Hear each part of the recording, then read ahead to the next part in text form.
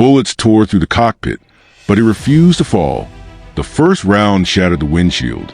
The second ripped into his leg. By the fourth bullet, blood pooled at his boots, and the helicopter was still descending straight into enemy fire.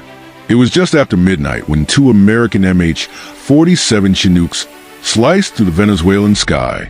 The mission was classified. The risk? Almost suicidal. Intelligence had pinpointed the fortified compound of Venezuelan strongman, a leader long accused by U.S. authorities of narcotics trafficking and corruption. The objective was clear: capture him.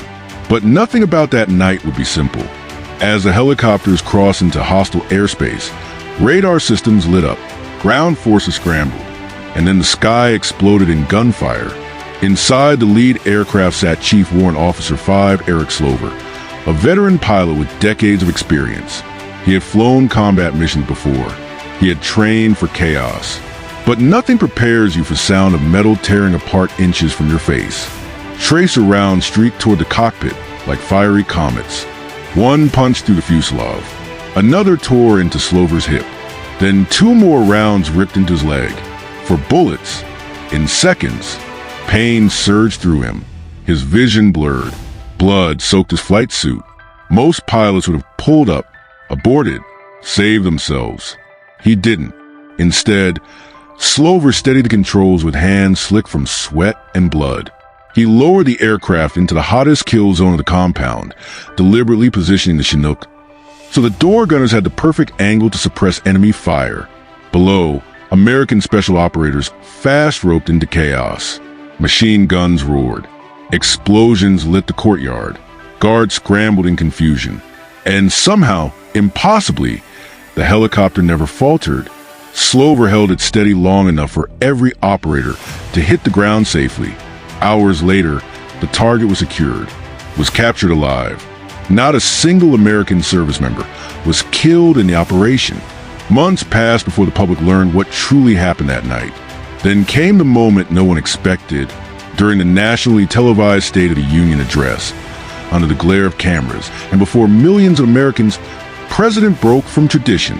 Instead of a quiet White House ceremony, he called Eric Slover forward in the chamber of the U.S. Capitol. The room fell silent, still recovering, still carrying the scars, walking with assistance. And then the announcement echoed across the nation: the Medal of Honor, the highest military decoration in the United States. Lawmakers rose to their feet. Applause thundered. Chants of USA filled the chamber. It wasn't just a political moment. It was the unveiling of a mission that nearly ended in disaster, saved by a wounded pilot who refused to let go of the controls. He could have turned back. He could have chosen survival. Instead, he chose duty. And because of that choice, an international fugitive was captured. American lives were spared and history shifted. United States, why this story matters.